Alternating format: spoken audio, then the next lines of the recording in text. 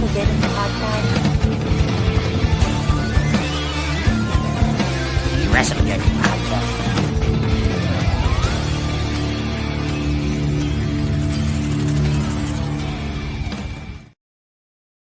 What's up, wrestling fans? It is another Friday night, and you know what that means. The WrestleGeddon podcast is live and in your face and invading your ear holes for another awesome week of wrestling. But it's not just us tonight. We have a very special guest joining us.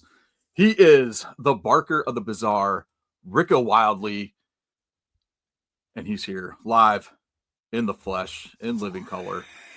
Let's welcome him. Super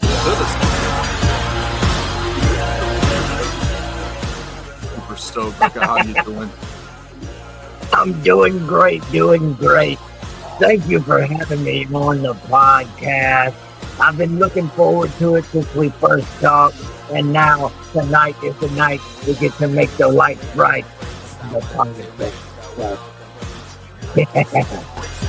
Fantastic. So, truth be told, you are actually our first official guest on the podcast, so we're super excited. Well, then that's an honor. Thank you. Thank you for joining us. Let's just kick it off here, man.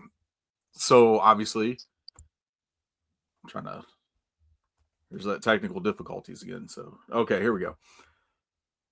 You are, let me get this right here, a former UWE light heavyweight champion. Yes. CPW tag team champion. Yes. SWF tag team champion. WWA innovative heavyweight champion. And also listed in the 2024 top 100 independent wrestlers to watch. Yes, sir. I'm still currently the WWA Innovative Champion and the CCW Tag Team Champion. Awesome. Me and my partner, Ethan Sorrow, the family affiliated, we did end up losing the SWF Tag Team Championships, but that's in the past and we're moving forward. So. All right.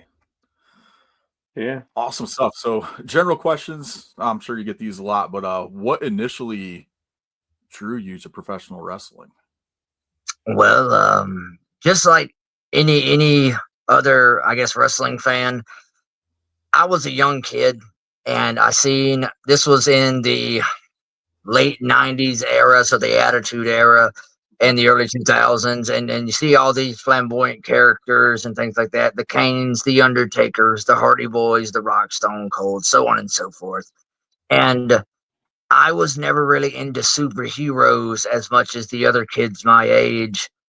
The wrestlers were my superheroes. You know what I mean?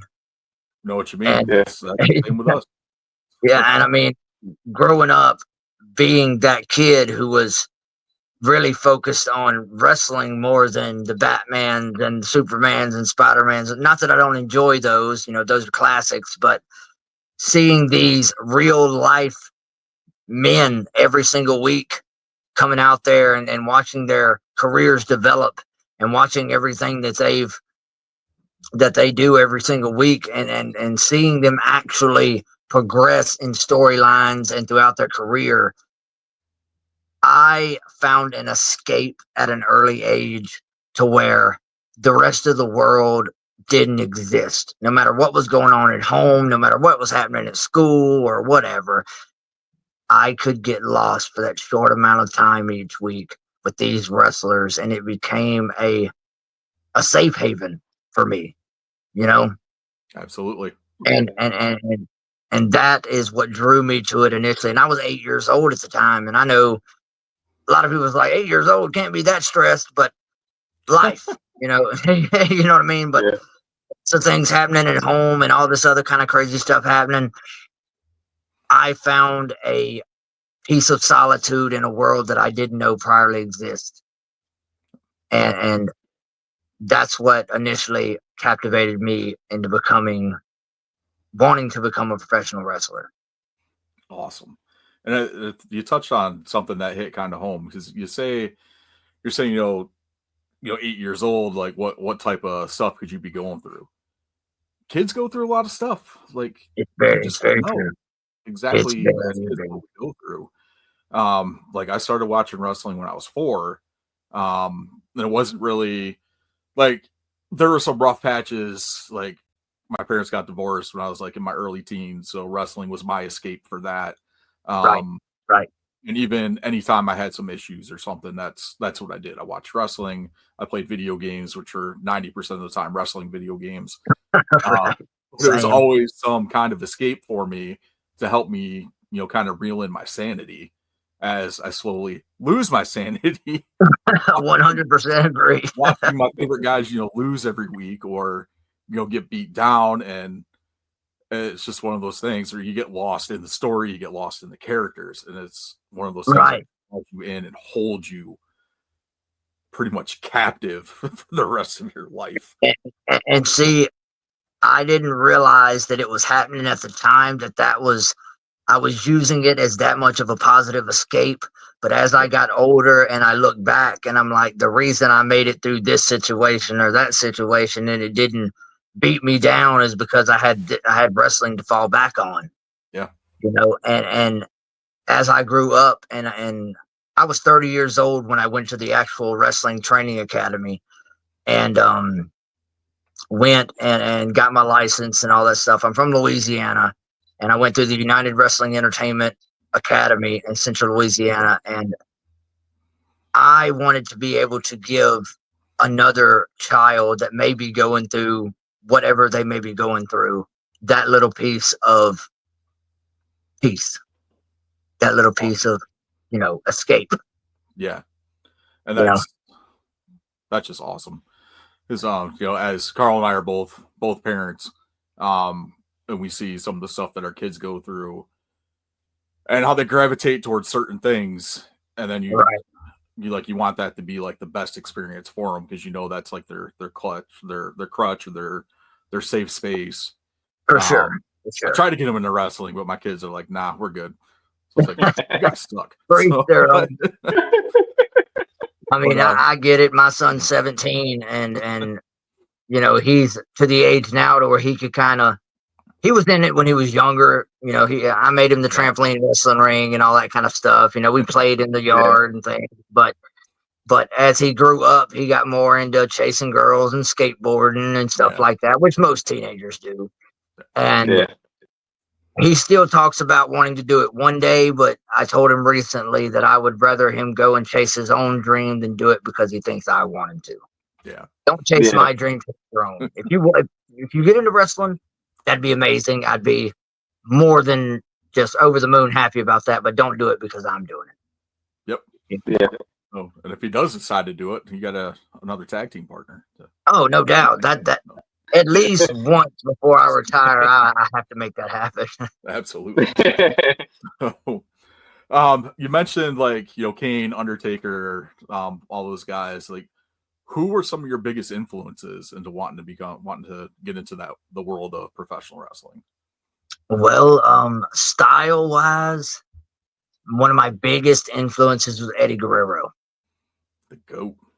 Yes, the GOAT, right? Eddie Guerrero, Dean Malenko, William Regal.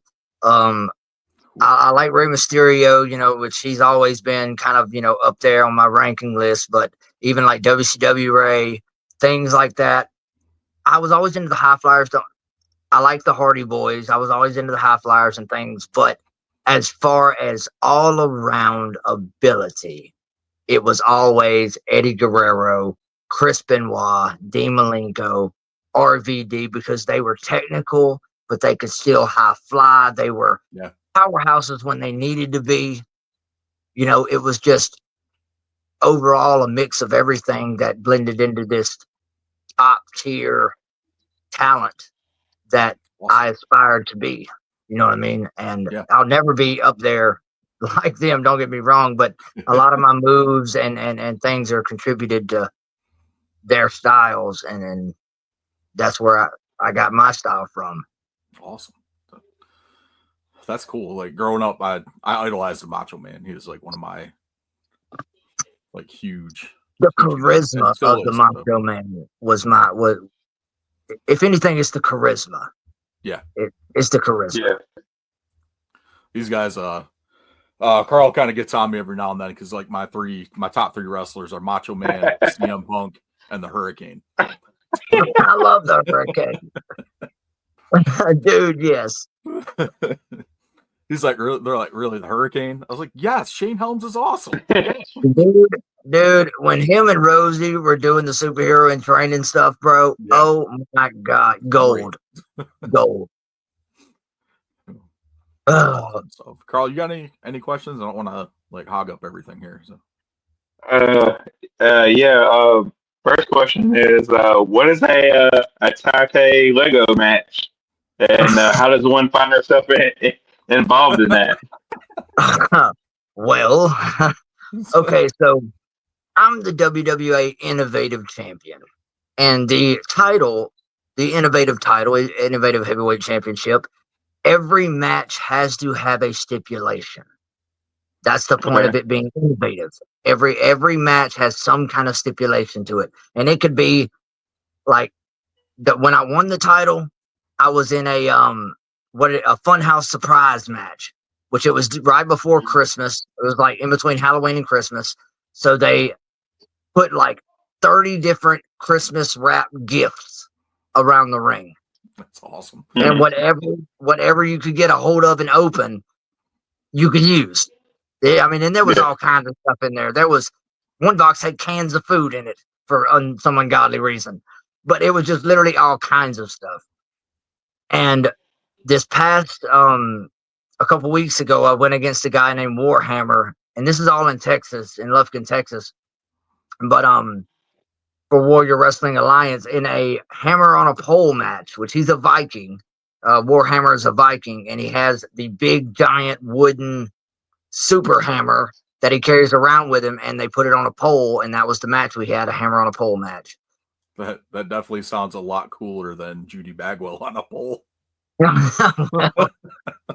And thing is, the Lego match that you were talking about, so in Center, Texas, on March 8th, Warrior Wrestling Alliance is having a show called Caged Chaos. And every match is going to be inside a steel cage match, or inside a steel cage.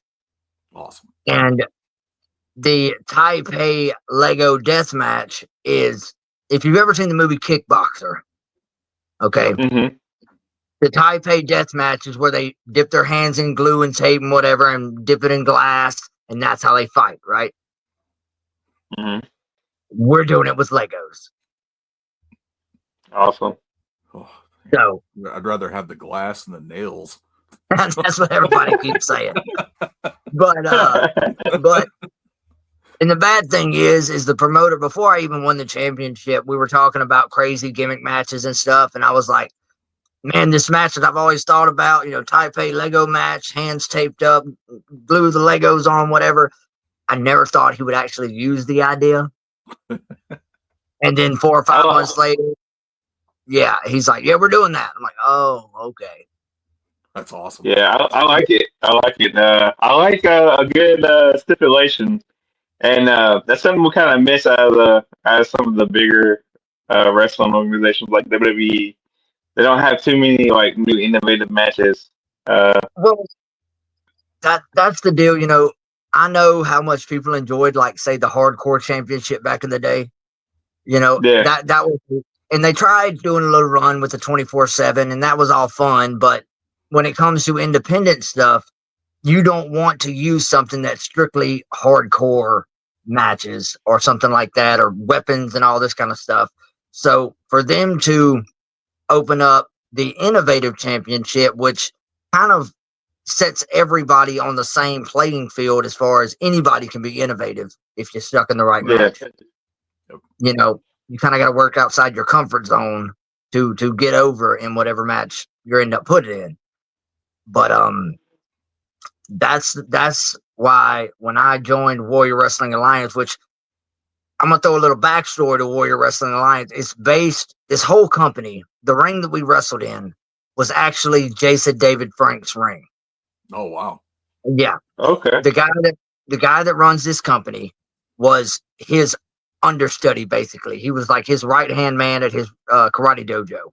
fought with him for years, and when he passed away, he ended up getting his ring. And it's actually, if you've ever seen Superpower Beatdown, on YouTube, yeah, the ring that he's standing in, the MMA ring he's standing in, that's the ring that we wrestle in. Wow, that's pretty Yeah. cool. That's awesome. Yeah, We're and also big Power Ranger fans. dude, I'm a huge Power Ranger fan, and that's why I enjoy doing this with this company so much. Warrior Wrestling Alliance is the fact that, like, this right here, I'll show you. Okay, so this is the Innovative Championship. Okay, and you can barely see it, but it's got a dragon and a white tiger on the front. That's awesome. Yeah, and that's for Jason David Frank, the white and green ring. That's so cool. Yeah. It's an honor to be able to work somewhere that he has worked and still represent him every show, because they do put up a sign, saying in memory of, just paying it forward. But I'm looking forward to that match, the Lego match, just to go ahead and get it over with, not gonna lie.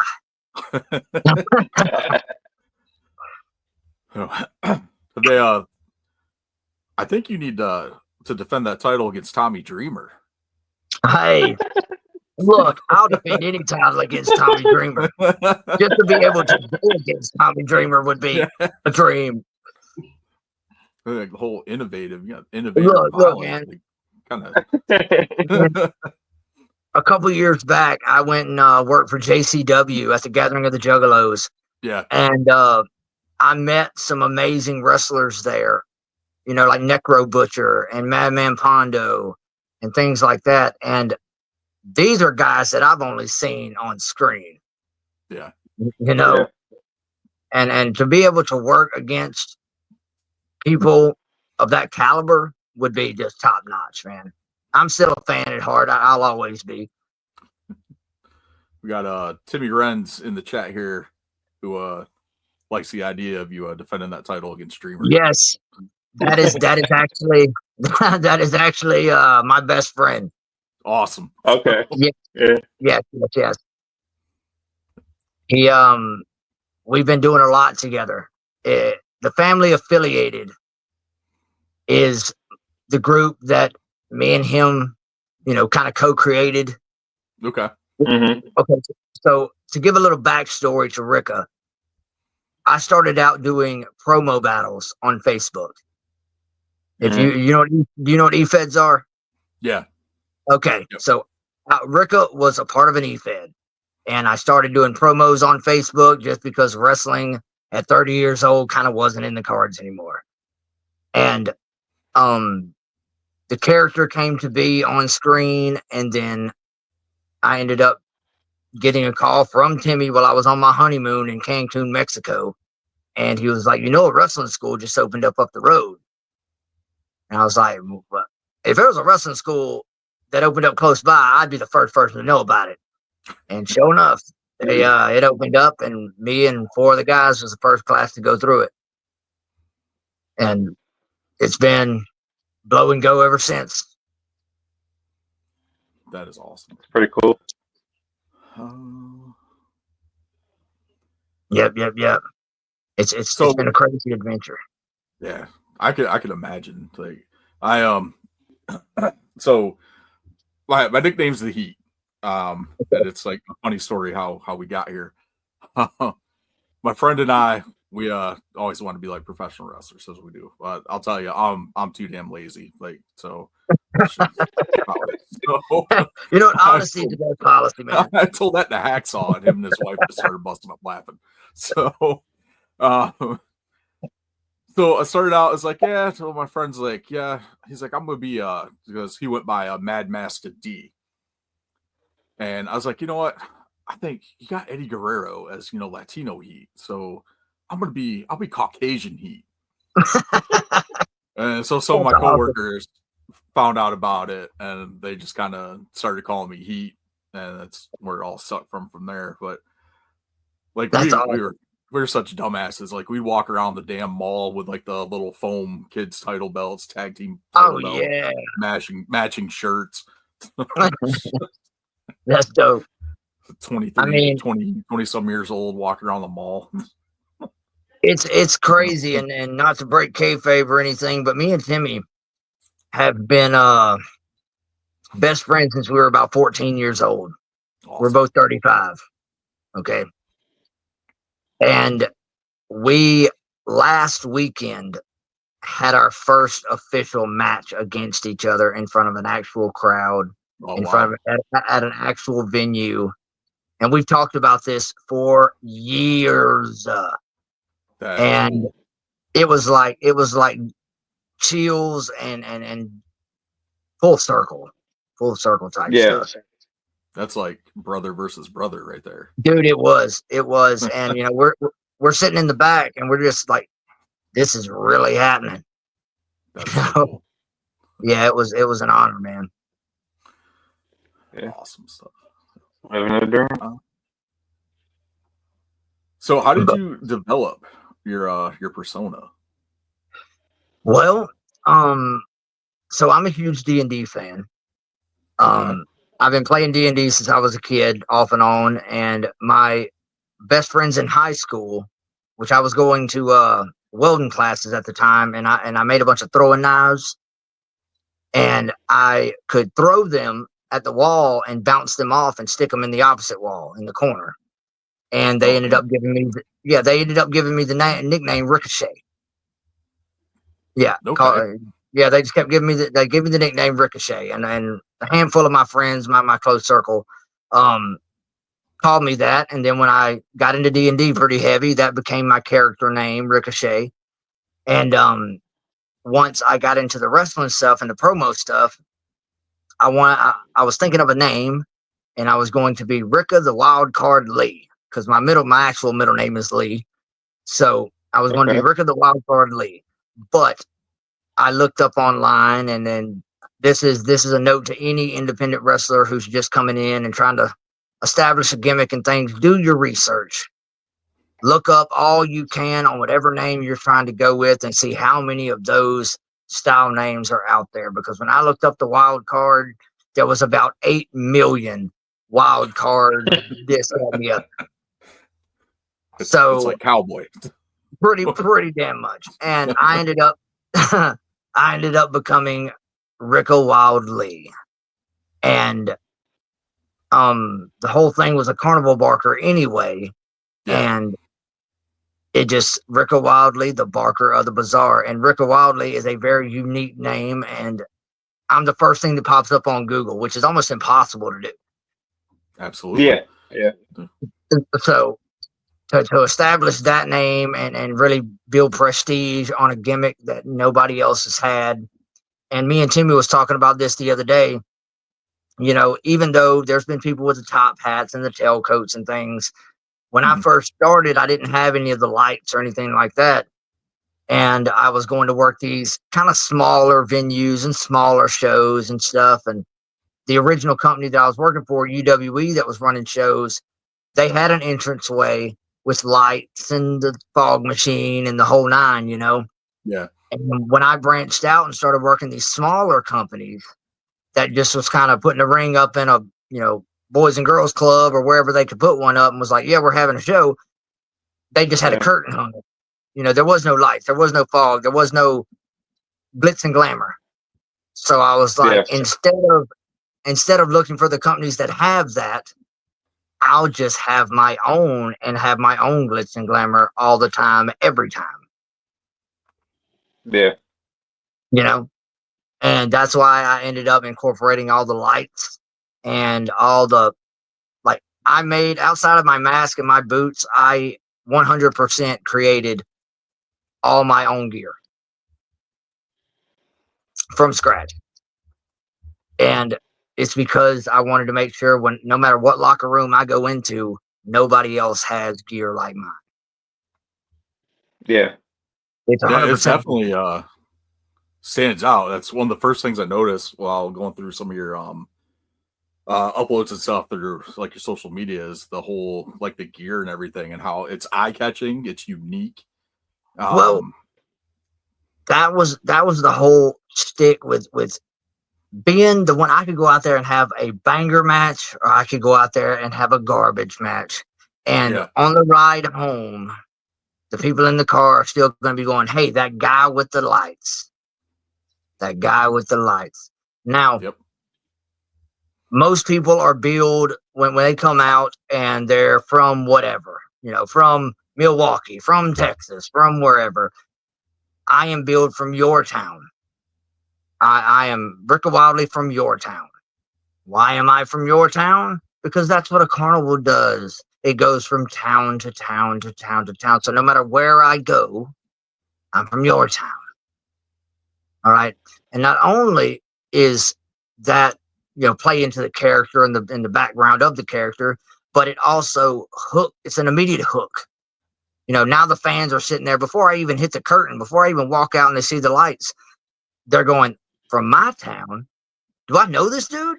And then they see me with the mask, and now they're trying to pick me apart. They're going, okay, the guy's got long hair, he's got earrings, he walks like that. Who do I know that has long hair and earrings? Did I see him working at the store? They're already invested before I even hit the ring. That's awesome. So that's cool because you don't have like there's been like a lot of clown gimmicks, no doubt. from like Doink and Dink and Psycho Clown and obviously Insane Clown Posse when they did their stint. Still doing stuff now. At least Violent J is, and you kind of draw to those characters a little bit more because they have such a unique look. Like me, I love Doink the Clown. Like good Doink, evil Doink, I don't care. Doink the Clown was awesome. That was the only deal with doing the clown thing. Is I didn't want. I've had multiple promoters, multiple. I'm a face, and I've had multiple promoters try to do the clownish stick on me. That's why I didn't go as Rika the Clown. I am. I'm a barker. I'm a carnival barker. The clown, the mask is a part of the gimmick, but it isn't the gimmick. You know what I mean? Yeah. And I don't do any of the clowny antics like the pulling the strings out and all the little funny. I don't do any of that. Yeah. The mask is just part of the persona. And I've had to explain that to a lot of promoters because they immediately go, "Oh, I've got a clown guy. I'm going to put you against him. Y'all can do some clowny funny stuff." No, man. I'd rather not. Yeah. Thank you. But I'd rather. But what I was going to say, like the whole, like the carnival barker gimmick, like that's really something, like I said, it stands out. It's like a unique thing.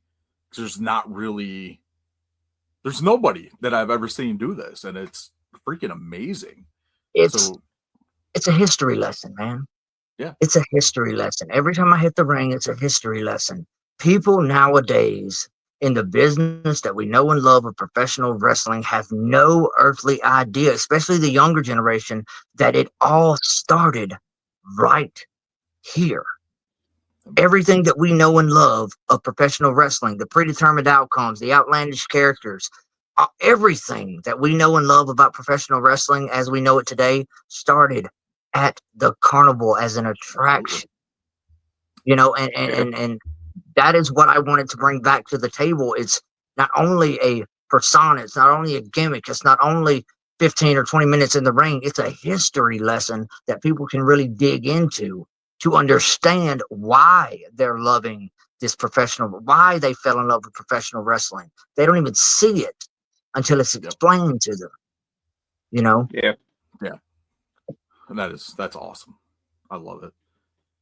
That's why a lot of the old wrestlers spoke Carney. Because it started in the car.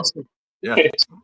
I mean, very much so. And there's been a couple different gimmicks throughout the years that's tried to push the more carnival style main carnival, like Kizarny, people like that, but it's hard to get it over and still have it understood, and not seem scary or not seem crazy. Like me, okay, like I was saying earlier, I have the family affiliated. That's my 4-man group. It's Rika Wildleee, the carnival barker, and then you got three of the muscle, I would call them, and they're the freaks at the sideshow. Okay, so you've got Gluttony, the big top busher. He's the one that every time somebody messes up at the carnival, you send them on to the butcher shop. Okay, Gluttony, the big top busher. Then you've got Ethan Sorrow. He was a man from a psych ward, but he was abused as a child, and this is his story. He was abused as a child and finally found his place and found his family at the freak show. Okay, and then you got Smoke the Reaper. He is the one who helped resurrect Gluttony. He is a spiritual entity of the freak show, if you will. And it is a group that people see and go, man, they're just a bunch of scary looking characters, man. That they're obviously heels. And it's like, no, we are faces because we are there to explain to the world that it's okay to embrace your flaws. It's okay to be bizarre. The thing I say at the end of every single promo that we cut as the family affiliated is all monsters are human at the freak show. No matter what you see, we're still human, regardless of that. And that is just to speak to the masses. You don't have, if you're weird, be weird. If you're odd, be odd, man. It's a positive message on a dark gimmick. Yeah, that's pretty cool. Like, I like that too. That's pretty awesome. Because we're professional wrestling fans. Everyone thinks we're weird. So I mean, of course, just be weird. So it's all good. Yeah, embrace it, man. Embrace the bizarre. That's the thing. Oh shit. Yeah. But yeah, it's been crazy. Finally being able to explain to the fans that have watched me come up and the promoters that I've had the pleasure of working with. Like, I've worked 22 different companies in 8 different states. I've worked a bunch, and to explain to these guys, I'm not an evil clown. I'm not a jester. I'm not a joker. I've tried to take something, just like with any other wrestling gimmick. You take something that has been relatively done and you tweak it enough to make it your own. And that is moves, that is gimmick, that is music, that is everything. Because almost everything, especially in professional wrestling, has been done one time or another. And you just take something and you tweak it just enough to where it's now original somewhat, and you've made it your own to progress upon. You know what I'm saying? That's awesome. Another fan in the chat here, Adam Morgan. Yes, Adam. Good guy, man. Good guy. Let's see. Carl, you got another question? Or? Like I said, I'm open to whatever, man. Yeah. I'll ask a random ass question. Random ass. Since you're traveling a lot, what would you say would be the best gas station to stop at? Are you like a Buc-ee's guy, or you like the Wawa, or? The way I feel about it is this: as many towns as I drive, as I ride through, because a lot of the times I am traveling with multiple other wrestlers, so it really just depends on who's driving, what they see, and what has the best food. To be honest, it's not even about gas prices at this point. It's like, where can we hit all the good bathrooms, good food, decent gas prices? I mean, if we can hit all that in one stop, I mean, we're saving a lot of time. So I'm a Sheets guy myself. Understood. Awesome. Let's see. Where are y'all out of, by the way? We are in North Carolina. North Carolina. Yeah, we're Durham, North Carolina, actually. I got you. I'm making my I'm trying to push toward that way this year. Awesome. Yeah. Well, hopefully you get out this way. Well, we can pop up at the show and stuff. So I'm trying to. I'm working on getting some bookings in Florida, so I'll at least be on the coast and work my way up. Okay, cool. So no, there are so many like promotions that have popped up in our area in the last few years. It's just insane. Yeah. I know Deadlock Pro Wrestling is based out of Raleigh. United Pro Wrestling, there's oh my god, there's so many. RWA, AML. I'm gonna have to keep track of. If you ever see them come across your Facebook feed, send them my way so I can like and follow their pages so I can check them out. Yeah, there's what's it? The Foothills Wrestling Alliance is another one that just started within the last 6 months. It's just I'm telling you, I've went, the farthest I've been so far is I went to Ohio, and then I went to Atlanta, and yeah, that's about as far as I've been out. The rest of them is in like Tennessee, Texas, Mississippi, Arkansas, Georgia, or well, not Georgia, but Alabama. Yeah. Cool. All right. I'm always looking to do more. Okay. Yeah, I'll definitely, when I come across those pages again, I'll shoot them your way. Definitely, brother. I appreciate it. No, not a problem. So how do you see wrestling evolving in the future? And second part to that, what do you think of the current state of wrestling?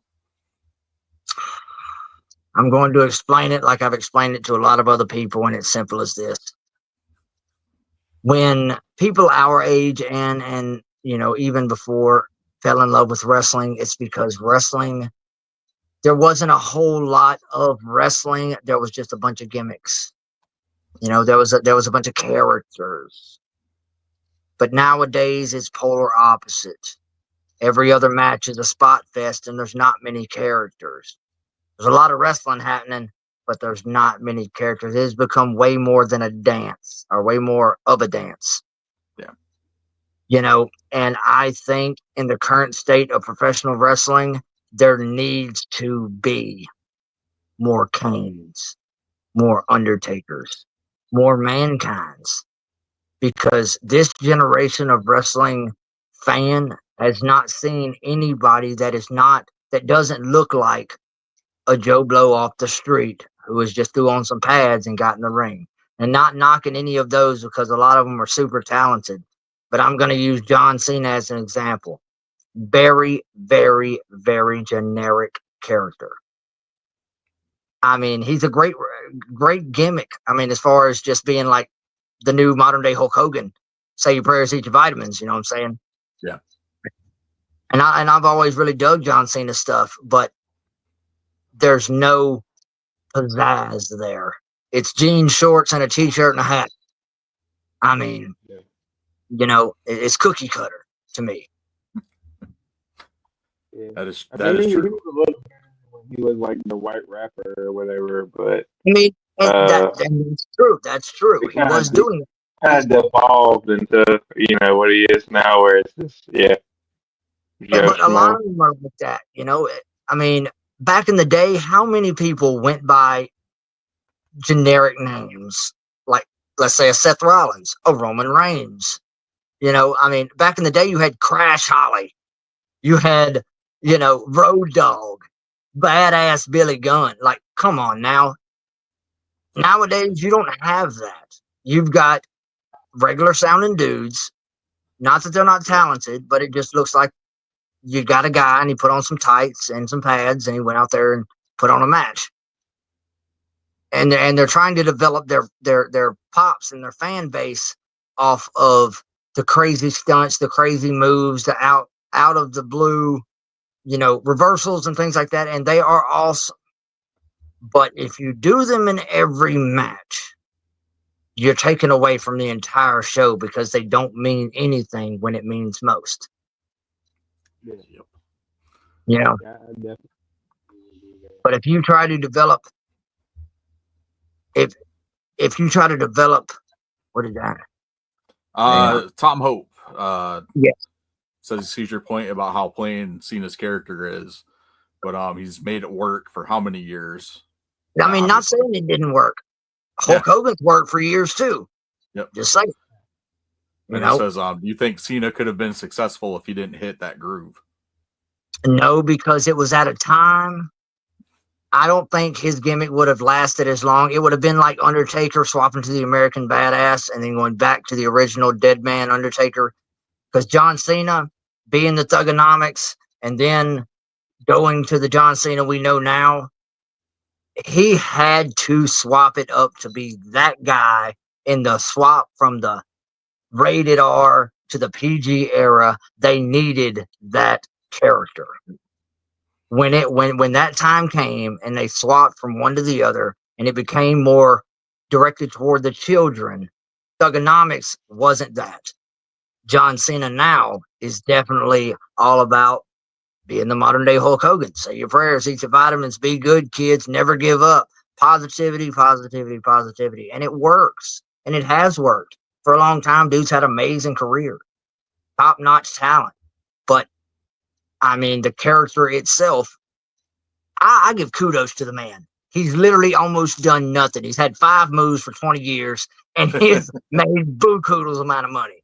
I give the guy his props. I'm just saying. Less is more. Awesome. I got another question here from Adam Morgan, who wants to know, what was your inspiration for building the family affiliate and the addition of characters like Gluttony? Well, to be honest, the family affiliated originally started in the promo group. Like I was saying earlier, it was me, Gluttony, and a few other guys at the time, and we were doing a 5-on-5 promo battle, and we come up with a team, and we called it the family affiliated because we're a freak show family. We're a carnival family. We're not kin by any means. We're not blood, but we're family by affiliation. Okay. So taking characters like Gluttony, the big top butcher, and bringing him into the whole vibe of the carnival, it all had to play into each other and make sense. That's been my whole thing with wrestling in a whole, since I started doing it professionally, was if it doesn't make sense for you as a business, if it doesn't make sense for me as a character, then why are we doing it to begin with? If I'm going to tell you a story and if I'm going to read you a book, I'm not going to read you the first 3 pages, jump to the middle of the book, read you those 3 pages, and then jump to the end and read you those 3 pages with nothing in between, because it wouldn't make sense. But if I slowly build and give you little tiny bits at a time for you, just like any wrestling fan, to put together and puzzle together yourself, just like Bray Wyatt with the whole the QR code thing that they were doing for a while. They gave them just enough to keep them invested for a long time. Dude, that went on for a while. And they give them just enough to keep them invested it was a hook. They were drawn to it because now I just need more. Give me. And that's wrestling, man. That's wrestling. That's what we love about it. That's what I'm saying. So much fun. It is. Let's see. I think that was pretty much the bulk of the questions that I had. I don't know if Carl's got another random ass question or. No, I'm good. Well, it's fun. This is fun for me, and I appreciate y'all taking time to ask me the questions and everything. And I'm all about helping push the gimmick, help push the podcast. I'm honored to be your first guest, no doubt. Oh, we're thrilled to have you. Believe me. We did have Seth Rollins on for a little bit. I hear you. It was Carl in a Seth Rollins mask.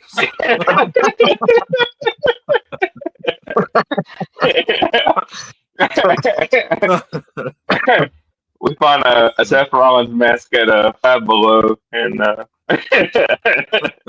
love Five Below. Yeah, So we good. have fun. We have a lot of fun.